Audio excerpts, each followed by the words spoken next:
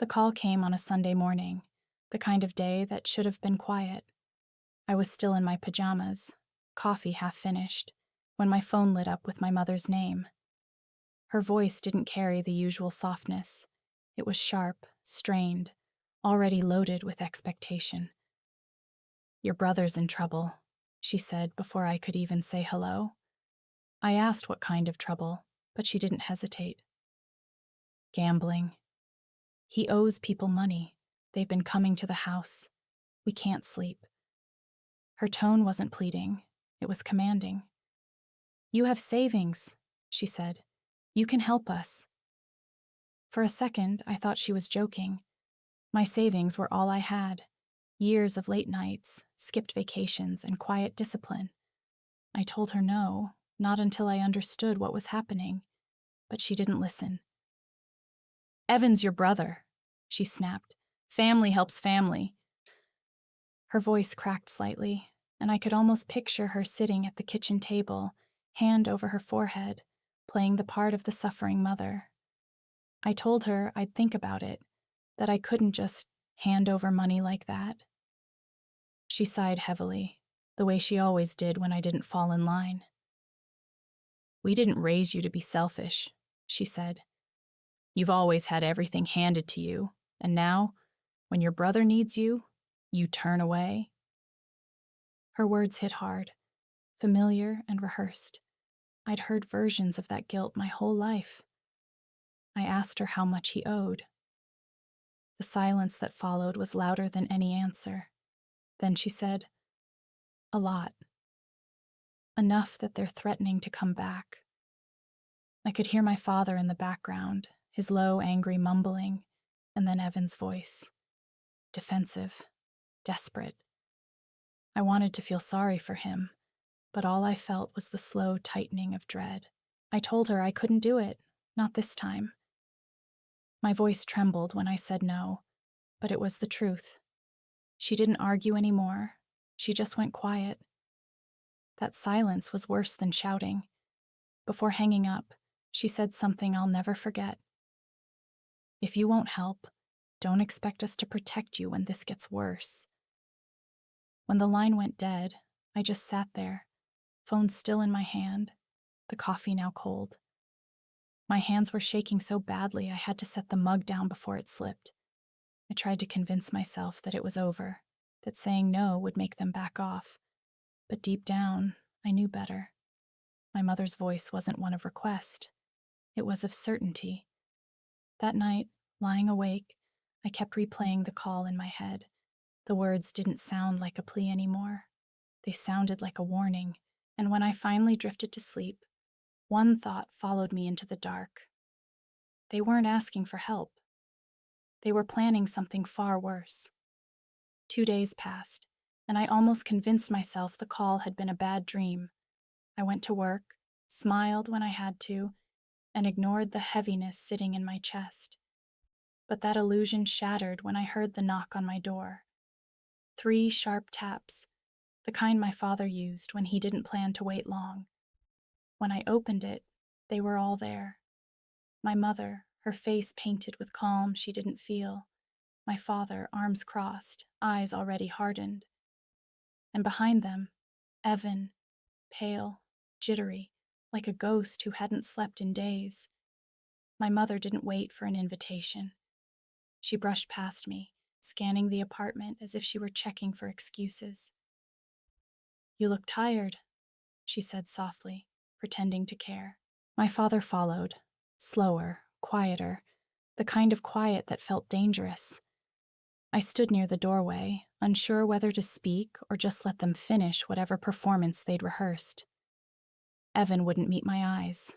His hands twitched. My mother sat down and folded her hands on the table. "We just came to talk," she said. "No one's angry." But her smile was brittle, her voice too smooth. "Evan made some mistakes," she continued. "He's sorry. We just need to get him through this rough patch." I asked what she meant by we. My father's jaw tightened. "Family," he said. "That's what it means." I told them again that I wasn't giving them my savings. My mother's smile vanished. My father leaned forward, his voice low. You've always taken from us. School, rent, help when you needed it. Now it's your turn to give back. His words dripped with disappointment, but beneath it was something colder. Ownership. Evan mumbled something about paying me back one day, but his voice was trembling, his eyes unfocused. He didn't believe it. None of us did. When I still refused, my father's hand came down hard on the table. The sound cracked through the room like a gunshot. You owe us, he shouted. For a second, no one breathed. Even my mother's face went blank. They left soon after, slamming the door behind them. I stood in the middle of my living room, the air still vibrating from his words. The silence that followed wasn't peace. It was aftermath. Papers scattered, glass knocked over, my heartbeat pounding in my ears. They hadn't come to talk. They'd come to take. The next morning started like any other. I made coffee, opened my laptop, and logged into my bank account to check a routine payment. But the moment the screen loaded, my breath caught. The numbers didn't make sense. The balance, the one I'd watched grow for years, was nearly gone. My heart dropped so fast it felt like falling. I refreshed the page once, twice, 3 times. The result didn't change. Almost everything I had saved, gone. For a few seconds, I just stared at the screen, trying to convince myself it was a glitch. But deep down, I already knew whose hands had taken it. I called the bank immediately, voice shaking. The woman on the other end sounded calm, too calm, as she read through the activity. A transfer was made last night, she said, to a joint account under the same family name. It was authorized under your credentials. I felt my stomach twist. That's impossible, I said. I didn't authorize anything. But she insisted. The system showed my password, my security question. All correct. Somehow, they'd known everything. My mind flashed to the years I'd helped my parents with bills online, setting up their accounts, trusting them with small details. I never thought they'd use that trust as a weapon. The call ended, and I sat in silence, the sound of the clock ticking louder than anything else. The air felt heavy, thick with disbelief. I dialed my mother. She answered on the second ring, her tone sharp, alert, as if she'd been waiting for this. You checked your account, didn't you? Tell me you didn't, I said, my voice barely steady. She didn't hesitate. We did what was necessary, she said. You weren't going to help, so we helped ourselves. Evan needed that money. You'll thank us when he's safe. Something inside me cracked. It wasn't just anger. It was the sound of something breaking that would never mend again. I told her she had no right, that she'd stolen from me. She sighed, almost bored. We're family. You'll understand one day.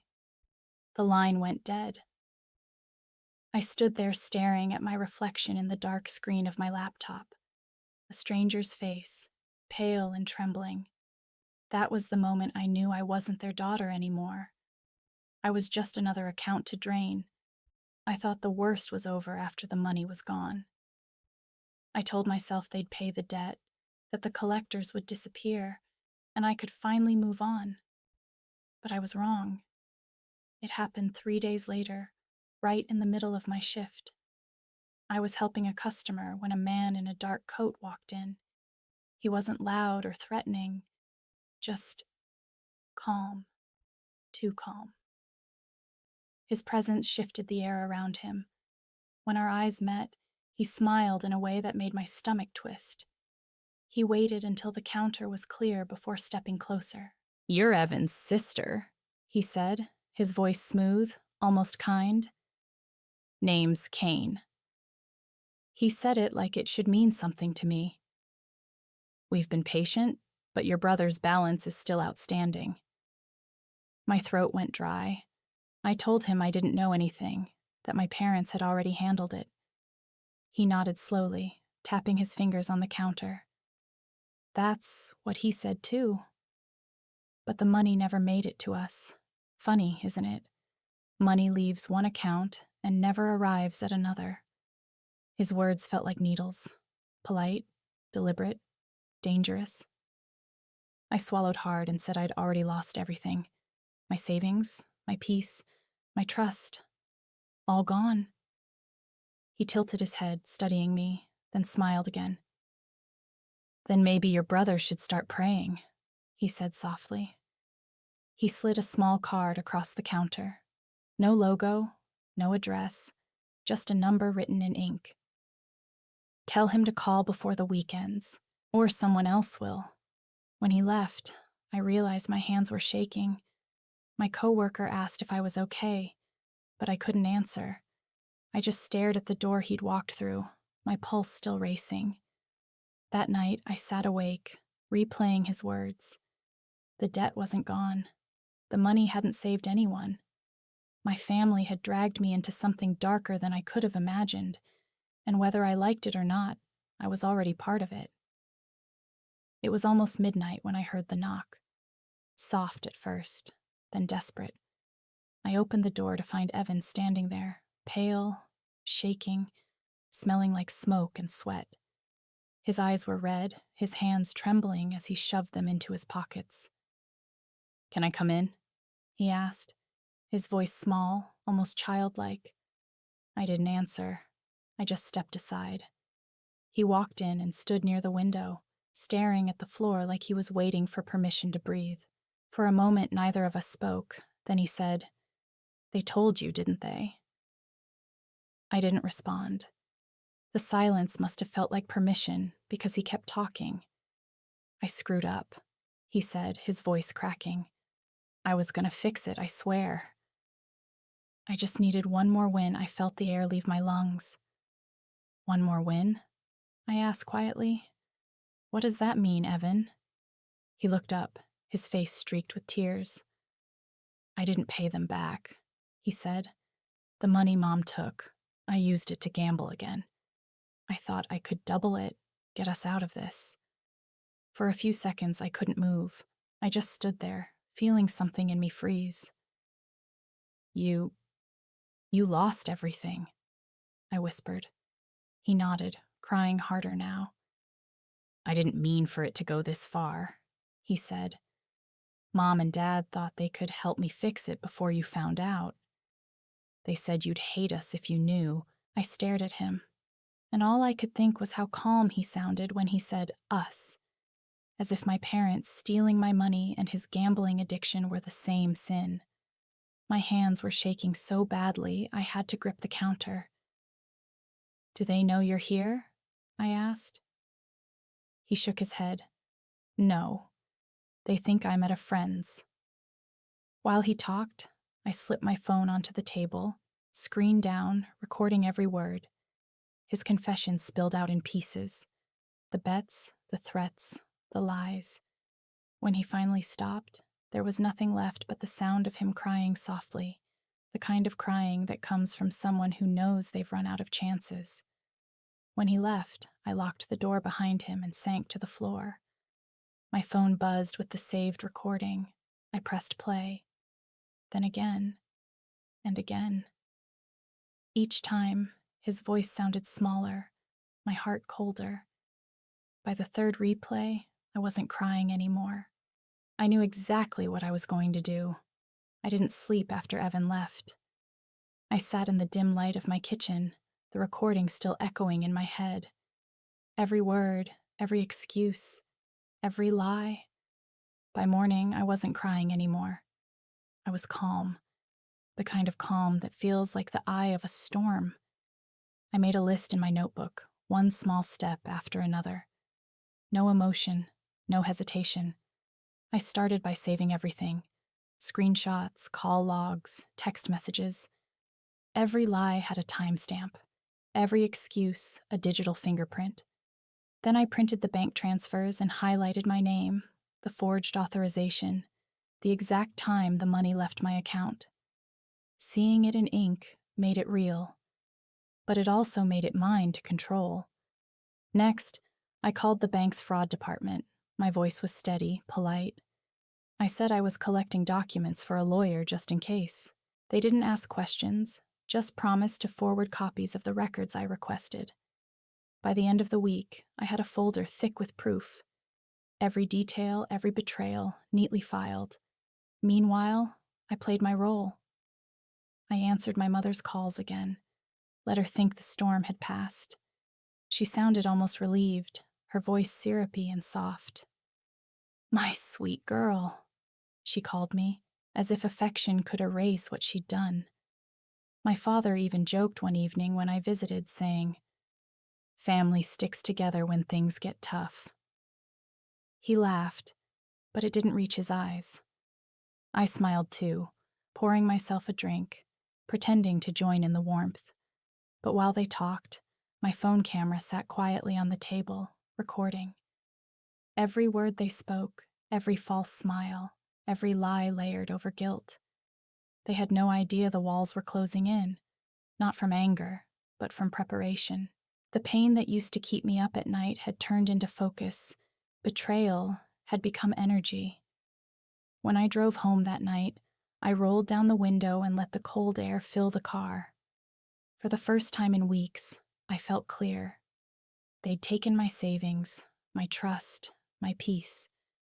But what they didn't realize was that they'd given me something far stronger in return. Motive. It had been weeks since I started collecting proof, and I thought I'd finally regained control. But peace never lasts long in a family built on lies. The call came on a Tuesday morning while I was at work. A woman from a payday loan office said she needed to confirm my recent application. My stomach tightened. I told her she had the wrong person, but she read my full name, address, and even the last 4 digits of my ID.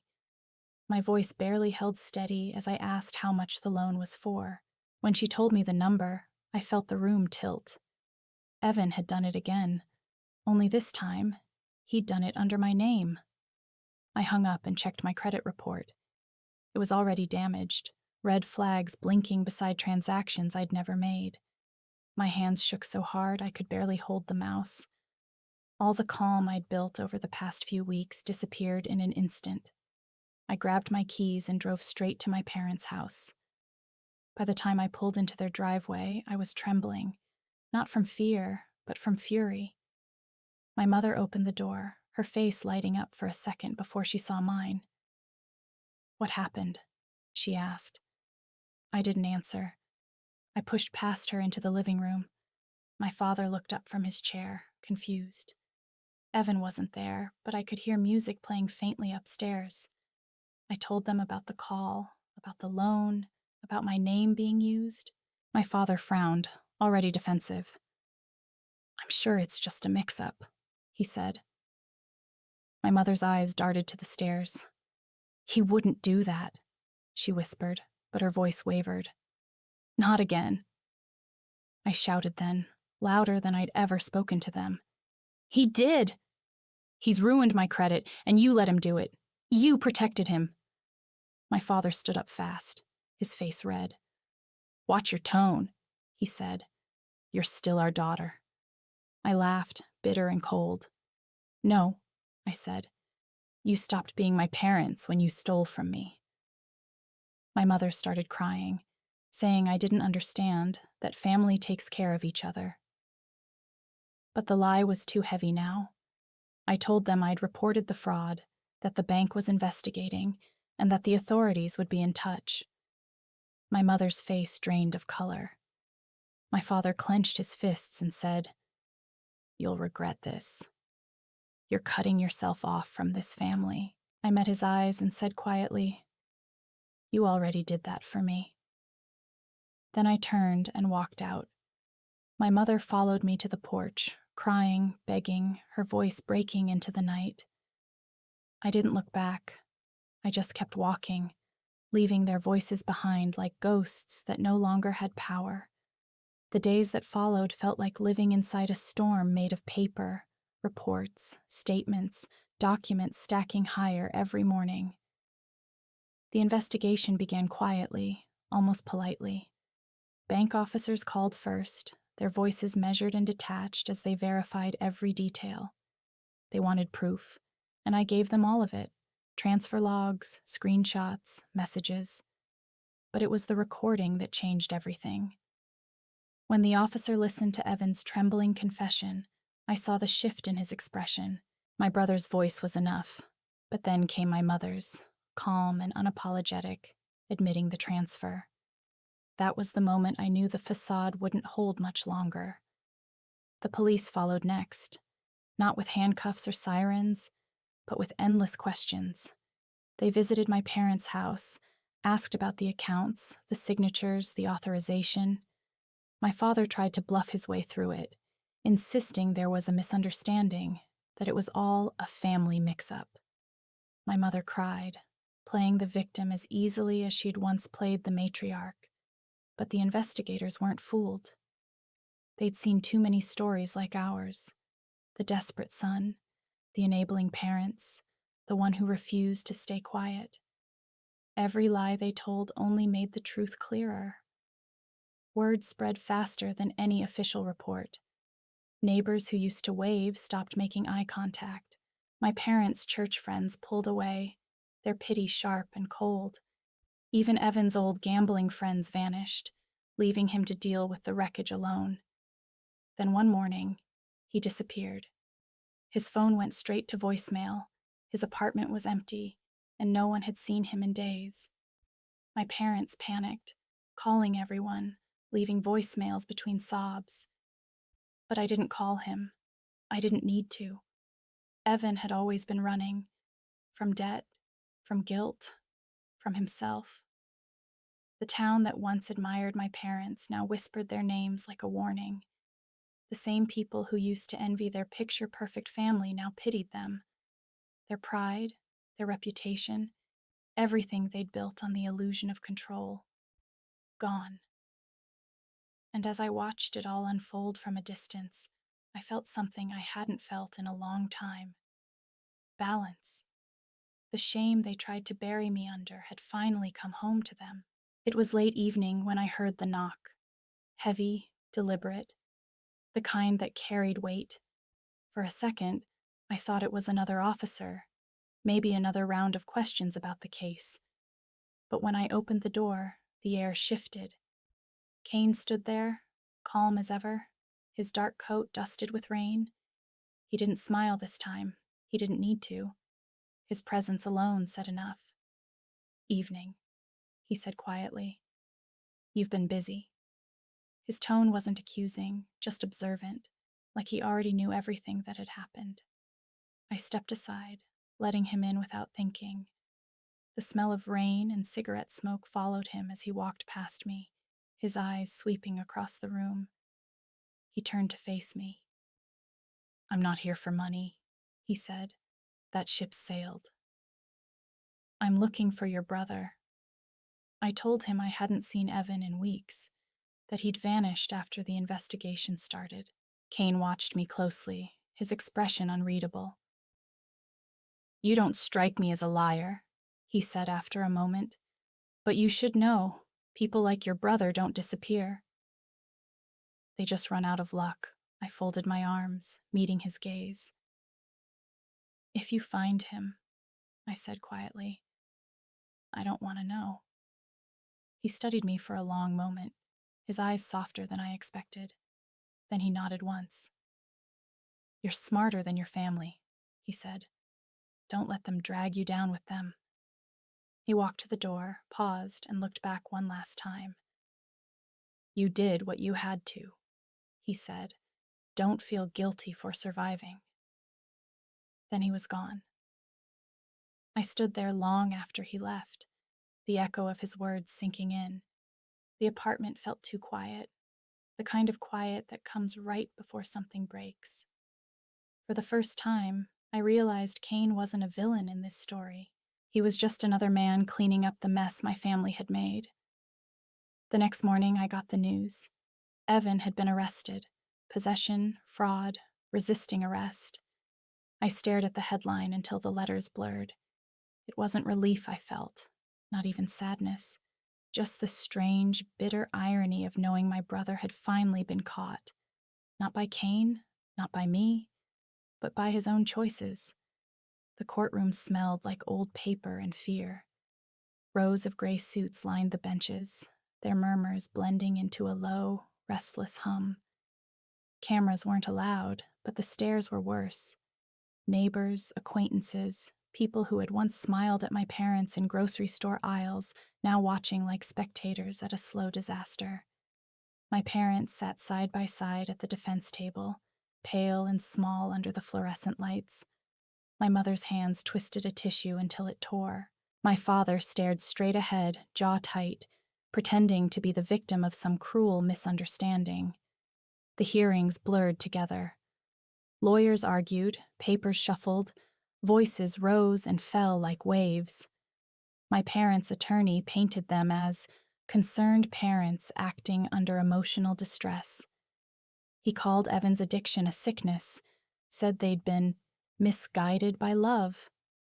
I sat across the room, listening, each word pulling me further from the people I once called home.